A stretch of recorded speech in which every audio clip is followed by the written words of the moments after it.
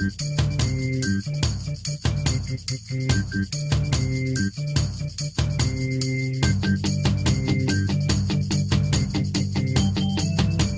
know where the internet is going, you have to know where it's been.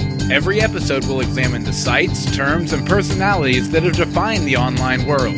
So strap on your chrono belts, time cadets. It's time to take a trip to the Old Wide Web.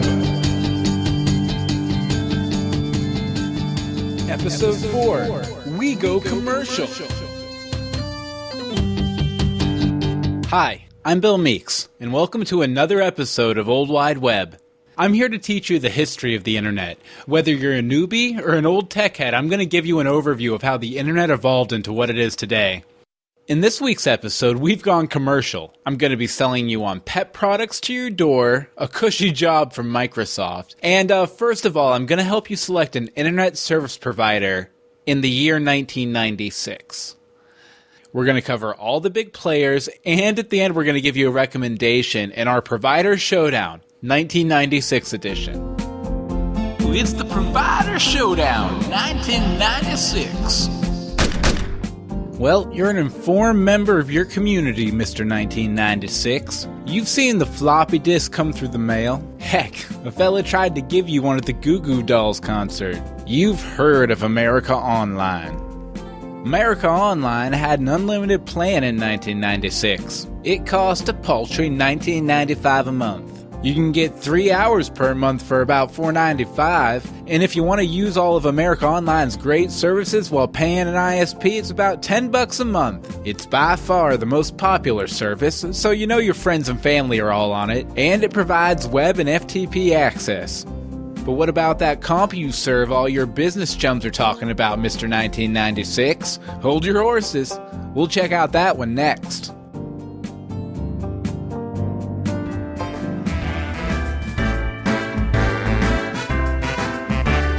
The late 90s were full of failed startups, but one stands above all others as a symbol of excess in innovative times. Today I invited myself to help open gifts from the Pets.com gift center. Let me help. Let me help, Max. What is it? I can't wait. What is it, Iguana?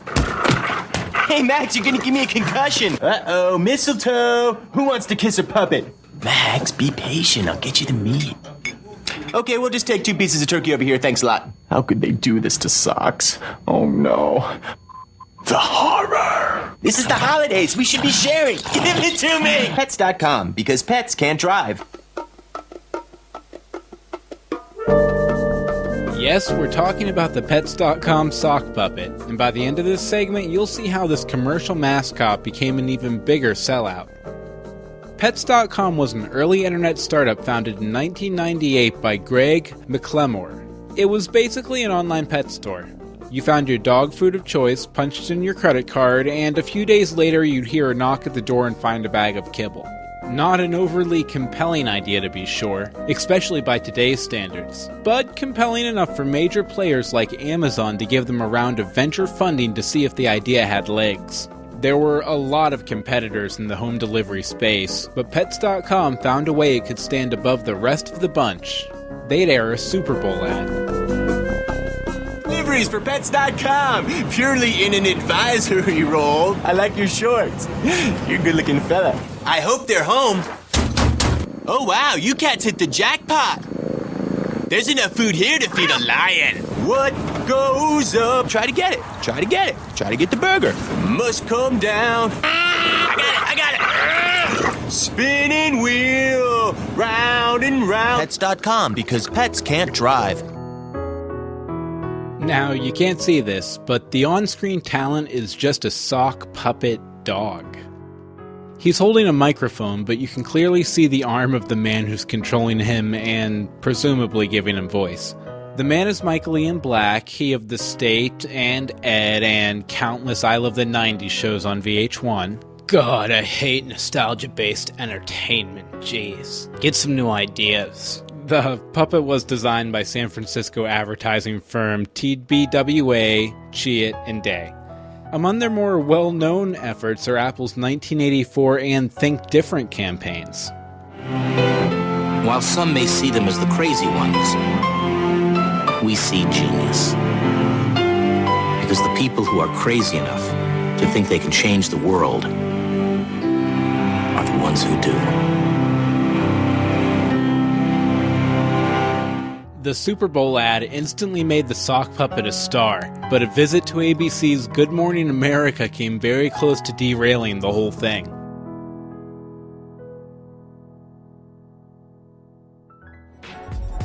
The Pets.com sock puppet, as he insisted on being called, hammed it up for hosts Charlie Gibson and Diane Sawyer, and you could see it, they gave him plenty of love back too, flirting and encouraging the antics of Mystery and Black. Thing is, though, Disney's Go.com owned a 5% stake in Pets.com. Could the Disney-owned ABC network be doing some heavy lifting for the boss? Boss Mouse? Probably not. Most likely it was a case of one hand not knowing that the other was in a sock puppet, which I think is how the saying goes. Shelley Ross, executive producer of GMA, told the New York Times that the idea to place the puppet was hers, and that while she felt Disney's partial stake in Pets.com was quote-unquote insignificant, the network would disclose similar connections in the future. But perhaps the sock puppet's biggest problem was its similarity to another popular puppet smart aleck, Triumph, the insult comic dog, on NBC's Late Night with Conan O'Brien.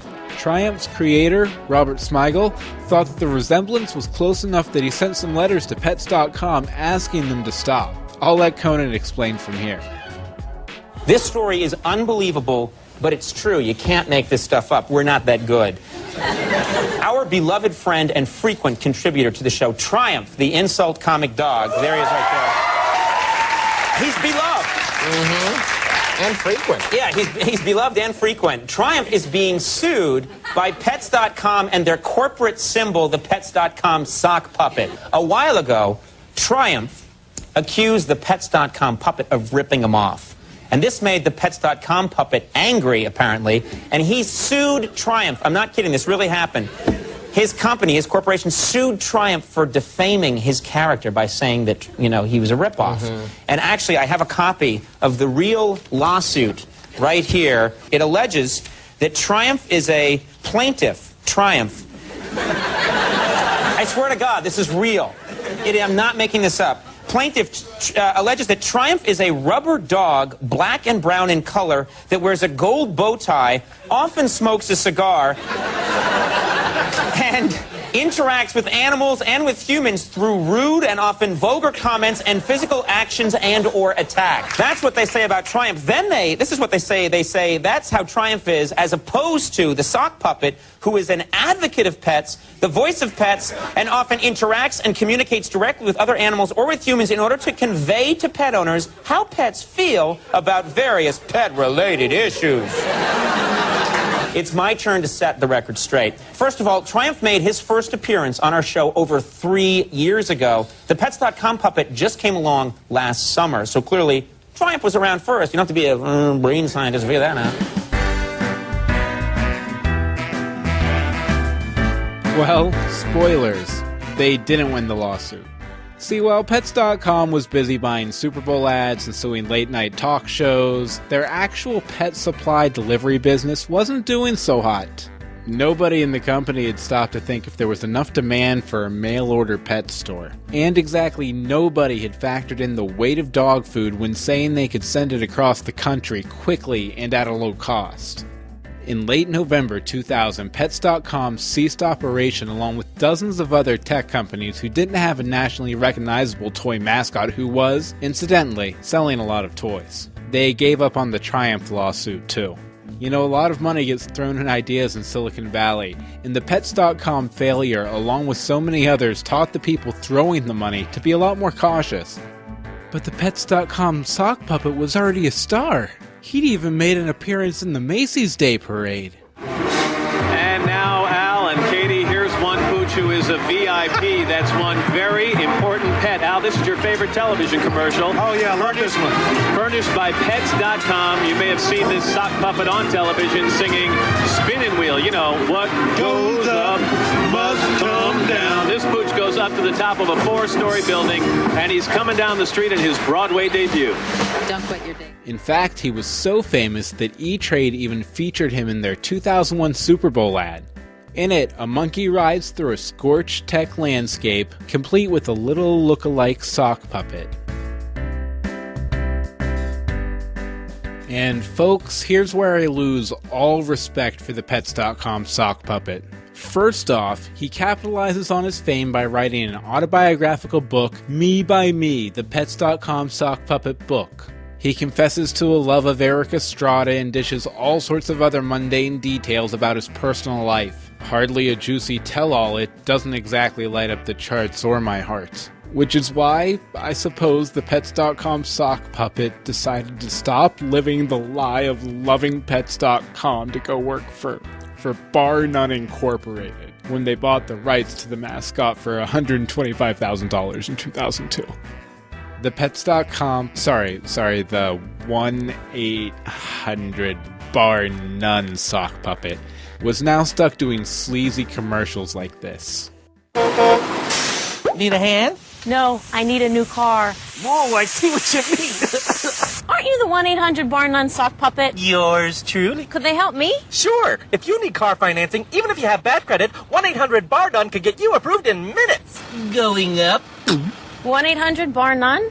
You can? I am? Really? Need a car, not a tow? Then call 1-800-BAR-NONE. Our hero. Mommy, can we keep him? Everyone deserves a second chance. Bar none. Call now.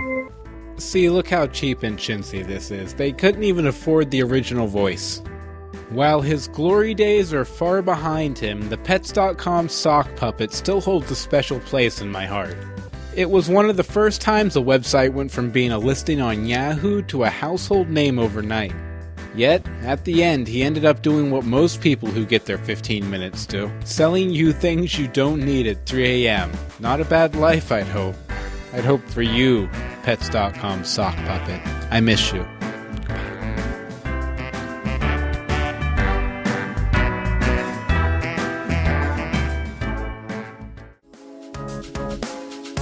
Meeks Mixed Media offers video, animation, web design and programming, motion graphics.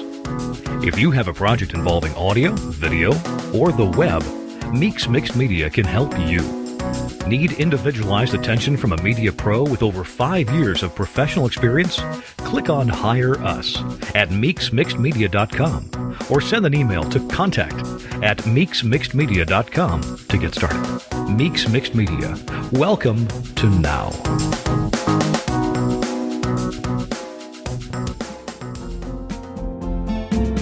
It's the Provider Showdown 1996. You're a professional, Mr. 1996. You wine and dine with the upper crust of your 1996 community. You've been hearing about CompuServe for a while. Heck, your buddy Charlie puts his user ID on his business cards.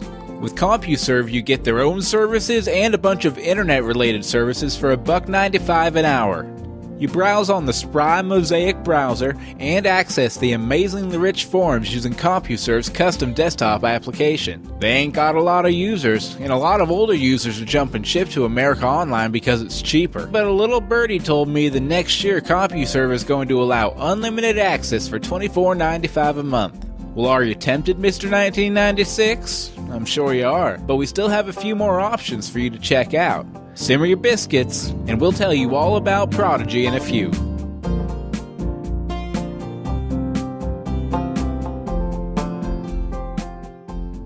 Welcome back. You know, sometimes I kind of wish I had a Pets.com sock puppet. They used to sell them in Spencer's Gifts. You could get them.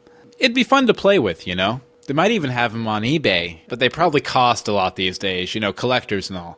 Maybe when I get my dream job. Maybe when I get that magic email from Bill Gates. But before we get to that, let's listen to another one of your first online memories in a segment I like to call Memory Allocation, and check in on our third service provider in the Provider Showdown. Downloading memory. Processing. Processing complete. Dispense memory. Alright, my name's Corey Beck, and Twitter handle's @ConnorKent77. I guess my earliest computer memories would be my uncle had bought us It basically looked like a keyboard. And you'd plug it into the television, and it had cartridges that would snap in, and had stupid little programs, and just learn how to spell and things like that. And then we upgraded to an IBM clone. When I first got the internet, I would just go on and go to chat rooms, talk to people, try to socialize with other people other than the Wetzel County normal. Well, I called it normal, but they weren't normal looking back. I guess I just would use my email and progress through to playing the stupid little cartoons like Joe Cartoon. I would go to that site all the time and play Frog in a Blender. It's the Provider Showdown 1996. You've heard your fellow parents talking about a family-friendly online service at the PTA Mr. 1996. Heck, you've heard your brother up in Michigan has it, and he can barely operate his doggone espresso machine. You've heard about Prodigy. Prodigy offers internet access for $3.60 an hour, which is quite a bit more than CompuServe or AOL. But for a flat rate of $14.95 a month, you can get access to an unlimited helping of Prodigy's own services, including Night People Chat, AP Online, Fantasy Baseball and Baseball Stats, or you can send your little Johnny to that fabled Planet Teenager, where teenagers roam free. Great online services, the internet's a little high. But I remember you saying you heard your engineer friend at the local coffee shop talking about an ISP, Mr. 1996. An ISP, an internet service provider, somebody who only offers internet. Come back around and we'll check out Earthlink here in a few. Lexicon. Fansite, a website created and maintained by a fanatic in a particular subject. They are known for their poor design and massive copyright violations. Warning, warning. Some fan sites contain fan fiction, including slash fiction. Read at your own risk, or write your own. For your convenience, here is a list of jumping off points. Fraggle Rock, X-Files crossover. Quantum Leap slash fiction, with Sam and two different historical figures. Firefly versus Battlestar Galactica.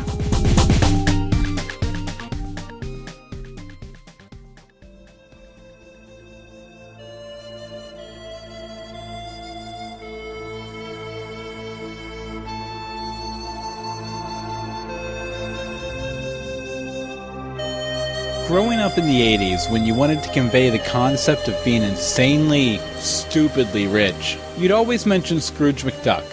His towering money bin with the $sign on it was really impressive. And when he would swim through all his gold coins as naturally as a dolphin in a pool, the visual gave you a sense that this guy had so much money, he didn't have to care about it. Stupid money.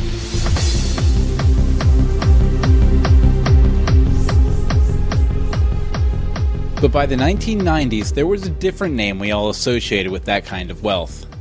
We all wanted to be Bill Gates rich. We'd sit around and hash out our plans for what we would do when we had that kind of money. So one day in 1997, when I received an email labeled Bill Gates Email Beta Test, I was intrigued. It said that Microsoft would send me money simply for forwarding the email along. Sounded pretty good to old teenage me. Before you get excited, it was one of the oldest scams in the book. Your basic chain letter scheme moved online. And the text of the email said, Bill Gates is sharing his fortune. Microsoft and AOL are now the largest internet companies, and in an effort to make sure that Internet Explorer remains the most widely used program, Microsoft and AOL are running an email beta test. When you forward this email to friends, Microsoft can and will track it if you are a Windows user for a 2-week time period. For every person that you forward this email to, Microsoft will pay you $245. For every person you sent it to that forwards it on, Microsoft will pay you $243, and for every third person that receives it, you will be paid $241. Within 2 weeks, Microsoft will contact you for your address and then send you a check. Now, just to stress the point, obviously this is fake. The way email's set up online, you really can't set up an email tracking system. So my dreams of being Bill Gates rich will never happen. But where does a hoax like this start? The letter was sent around as an inside joke among a small group of friends. It was sent originally by this guy named Brian Mack, who was a student at Iowa State. Now, it started innocently, but it quickly spread and mutated across the greater internet. The original was a little more explicit in its fakeness. Hello everybody, my name is Bill Gates. I have just written up an email tracing program that traces everyone to whom this message is forwarded to. I am experimenting with this and I need your help. Forward this to everyone you know, and if it reaches 1,000 people, everyone on the list will receive $1,000 at my expense. Enjoy, your friend, Bill Gates.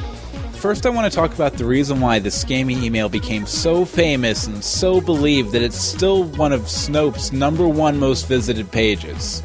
For starters, the email appeals to the thing about Bill Gates that just about everybody covets: his money. And you know, if anybody could afford a bold and foolish experiment like this, it would be Bill Gates. Then go ahead and add the fact that in order to make a seemingly infinite amount of money, all you had to do was pass the email along. With the old-fashioned chainmail scam, you had to invest a lot of time and a little bit of money to participate. With this, very little time and no money whatsoever. Just forward it to everybody in your address book and let the money roll in. And finally, probably most importantly, email was a new thing to a lot of people, and if you got an email from Bill Gates or on behalf of Bill Gates, you were inclined to believe it was real. Like a virus, this thing has mutated over the years into thousands of subtle variations. Sometimes Gates is building an email database. Sometimes Intel is involved. The exact amounts of your payments often change. But what hasn't changed is how many people fall for this email hoax. You know, we've all had a parent or a grandparent tell us about this email in the past 2 or 3 years, right? I'm not the only one, right? I hope not. Spam has also evolved into more serious money-making scams and social engineering tactics. In fact, with the real email viruses and Nigerian princes that clog our spam folders today, a simple email forward like this seems downright innocent. But if nothing else, it helped condition internet users against more modern and harmful spam messages. But you know, I still kind of wish I was Bill Gates rich. I'd buy a private plane and an amusement park and build a secret passage in my house with a clock that you had to turn to 12 to get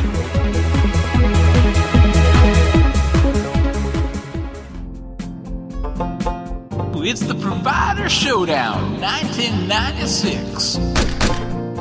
Now comes the big question, Mr. 1996. Do you want an online service, or is internet access enough? Buying movie tickets and getting baseball stats on an online service is pretty nice, but a lot of those services are already on the World Wide Web. Heck, your friend down at the coffee shop says they don't even filter the sites you can access on his internet service provider. Earthlink has a few bells and whistles, like a custom start page and email and web hosting, and it's unlimited access for only $19.95 a month. They don't have as big of a network as America Online, so you'll have to wait to get on while the line's busy on occasion. But you have access to all of the internet, from FTP to Gopher to IRC to the web itself.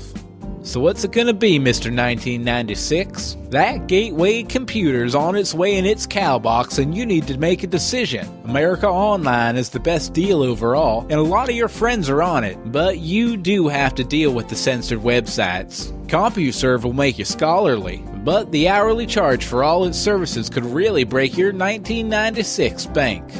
Prodigy's reasonable if you want to access Prodigy, but their internet service will cost you a bundle, so you'll have to watch your web time carefully. And an ISP like Earthlink is cheap, but a bit more complicated to learn than all the other services.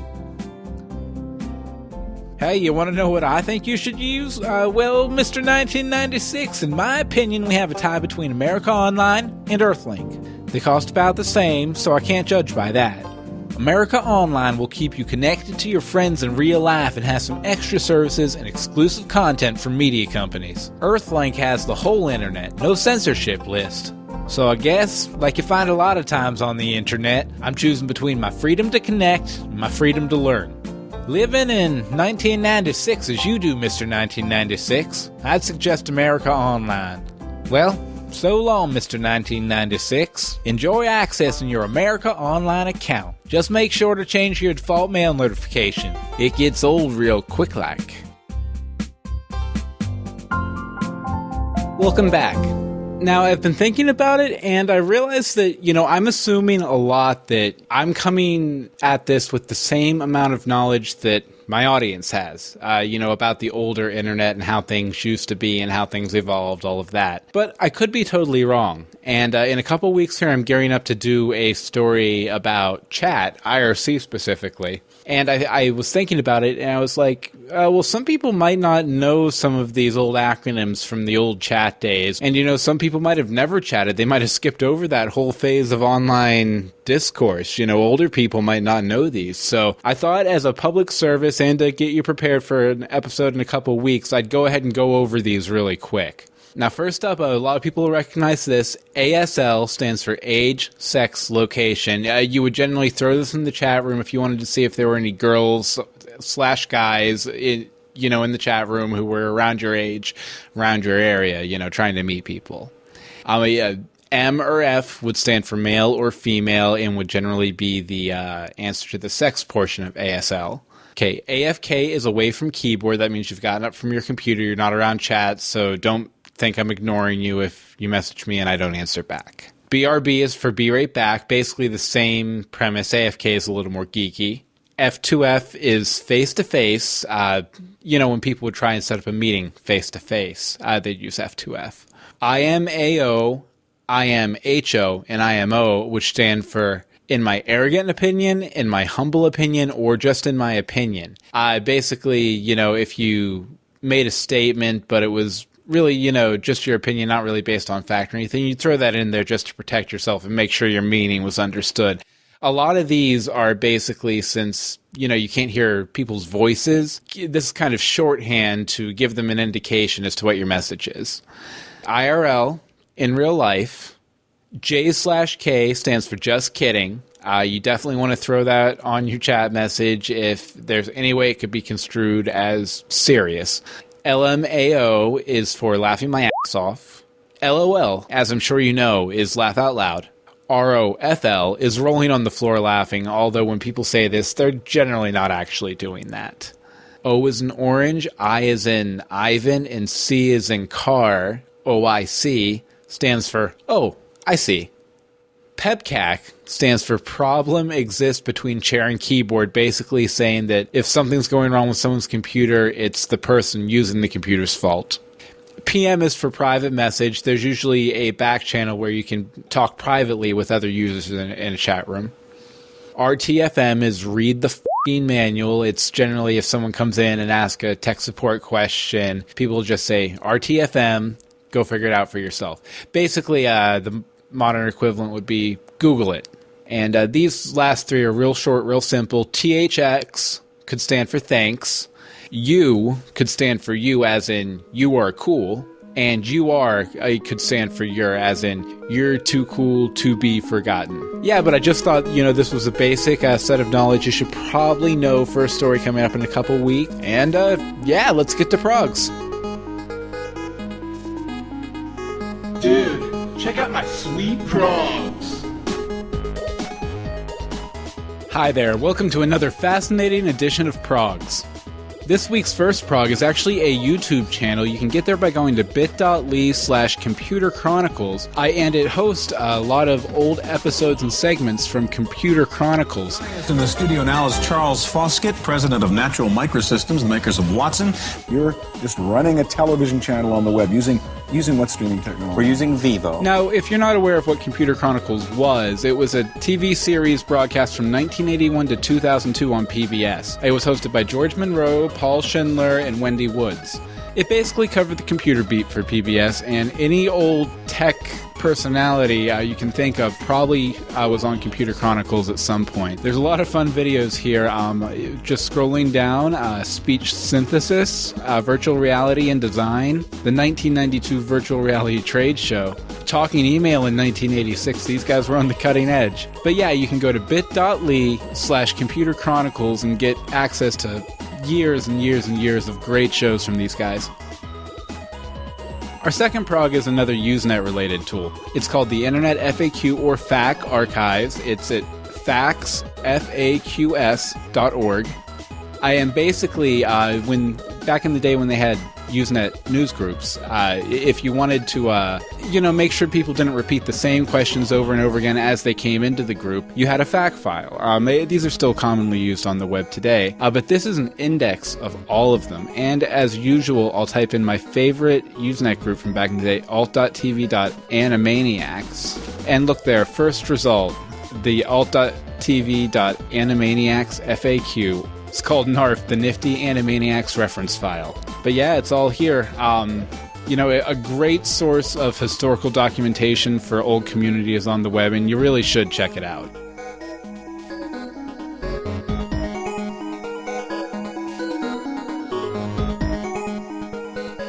Welcome back. And now for this week's Old Website of the Week, I'm going to direct you to the first picture that was ever posted on the internet. You can get there by going to bit.ly/first, the word first, photo, FIRSTPHOTO, and this will be on the show notes on the website, oldwideweb.org too. And you'll see a picture of Les Horribles Cernettes. It's a group of women. It's a photo from 1992. It claims to be the first band on the web. But basically, and there's a little paragraph here talking about it, and it says basically back in 1992, after a show that this group performed at CERN, which is obviously where the web was created by Tim Berners-Lee. Tim Berners-Lee asked one of the people for a few scanned photos of the CERN girls, this Les Horribles Cernettes. Obviously, I guess they were probably like a vocal group made up of women who worked at CERN. He wanted some photos to put up on the system he just invented called the World Wide Web. She really didn't know what the World Wide Web was, but she gave him a couple of the photos, and he put them up there, and it was the first photo on the World Wide Web, so you can go ahead and check that out by going to bit.ly/firstphoto. And that's going to do it for episode number 4. You can get all our past episodes at oldwideweb.org or by searching for Old Wide Web in iTunes. If you'd like to take part in the show, go ahead and shoot us a 1 to 2 minute audio file with your earliest or most prominent online memory at oldwideweb@gmail.com. For any story ideas, feedbacks, complaints, anything like that, go ahead and send those to oldwideweb@gmail.com as well. And you can follow us at oldwidewebpod on Twitter. Thanks again, and we'll see you for another episode next week. I'm Bill Meeks.